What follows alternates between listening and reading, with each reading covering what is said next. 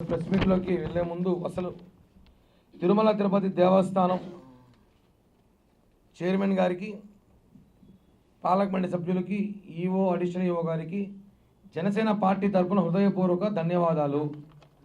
ఎందుకంటే మనం చూసుంటాం, జనసేన పార్టీ ఏ ఇష్యూ తీసుకున్నా ఆ ఇష్యూ వెంటనే ఈ మధ్యకాలంలో ఫటాఫట్ అని అన్ని పరిష్కారాలు అవుతున్నాయి. స్వరూపానంద స్వామి మఠం మీద ఒక పోరాటం చేశాం, మఠం కైవసం చేసుకున్న టీటీడీ. నిన్నటి దినం ఒక కమిటీ వేశారు టీటీడీ.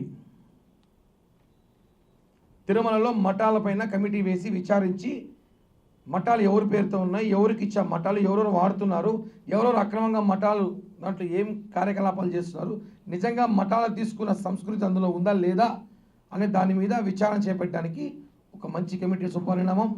తిరుమల ప్రక్షాళన మొదలైంది. ఈరోజు ప్రెస్ మీట్లోకి రామ్ గోపాల్ వర్మ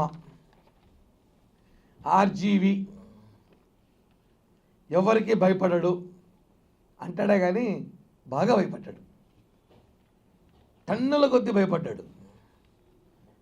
జల్దా సినిమాలో పవన్ కళ్యాణ్ గారు చెప్తారు, నీకు భయం ఏంటో చూపిస్తా టన్నుల కొద్దని.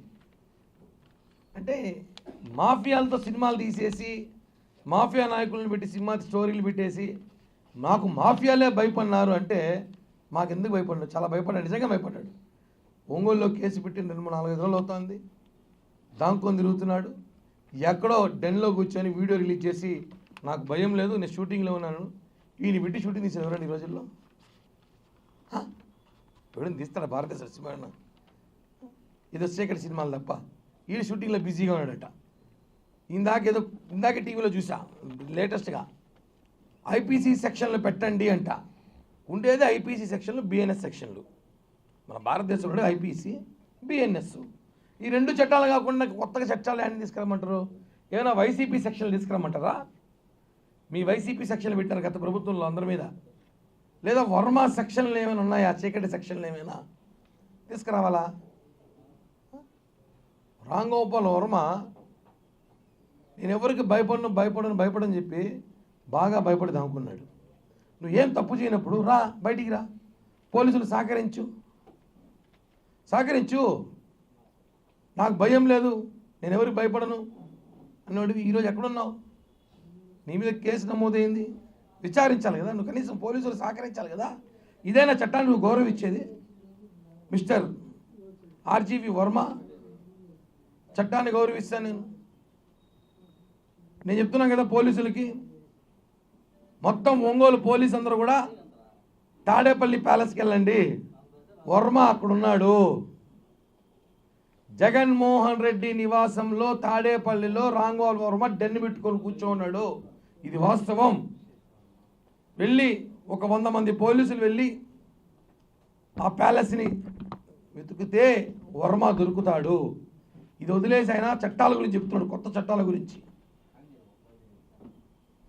వర్మకి కర్మ స్టార్ట్ అయింది. మా నాయకుల మీద సినిమాలు తీసేది, ఎవరో మీద సినిమా తీసి ఎవరో వచ్చి కేసులు పెట్టారంట. నువ్వు ఎవరో డబ్బులు ఇచ్చే సినిమాలు తీసావు. లక్ష్మీ ఎన్టీఆర్ ఎవరు ఇచ్చాడు డబ్బులు సినిమాకి? నీకు ఎవరు డబ్బులు పెట్టింది? వైసీపీ నేత. మా నాయకుల మీద సినిమా తీసిన డబ్బులు ఎవరు పెట్టారు? వైసీపీ నేత. వైసీపీ నేతలు డబ్బులు ఇస్తే సినిమాలు తీస్తావు, ఎవరో డబ్బులు ఇస్తే నువ్వు సినిమాలు తీస్తావు. నీ మీద ఎవరు కేసులు పెట్టకూడదా?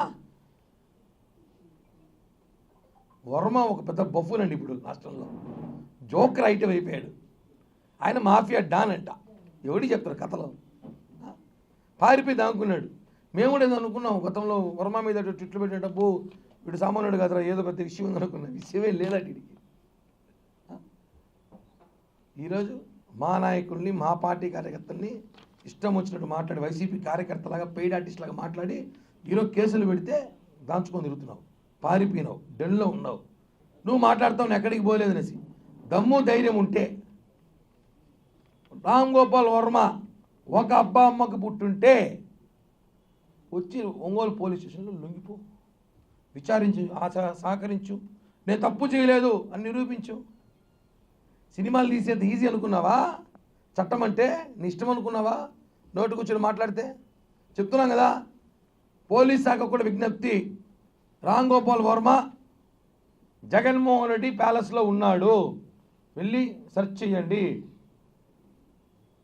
ఇప్పుడు నేను చెప్పాను కాబట్టి ఒకవేళ పారిపోతే బెంగళూరు ప్యాలెస్కి వెళ్తాడు, ఆడ కూడా సెర్చ్ చేయండి. ఈ 2 ప్యాలెస్లు దిక్కు, మనవాడికి ఎవరు హోటల్స్ కూడా ఇరు, ఎందుకంటే అంత చండాలుడు అనేసి. ఈ విషయాన్ని ప్రెస్ మీట్ ద్వారా చెప్తున్నాం. రామ్ గోపాల్ వర్మని ఛాలెంజ్ చేస్తున్నాం, వచ్చి లొంగిపో, విచారణ సహకరించు. అంతేగాని మా ఇండియన్ పీనల్ సెక్షన్ని నువ్వు అవమానించద్దు. మా సెక్షన్ల గురించి మాట్లాడుతున్నావు. ఇప్పుడు నువ్వు పోలీస్ సెక్షన్లు కావాలంటే నీకు దొరికితే ఉంటుంది నీకు సెక్షన్లు. రామ్ గోపాల్ రోజా ఇంట్లో ఉన్నాడంటున్నాడు, చూసామా? చూస్తాం ఆడ కూడా.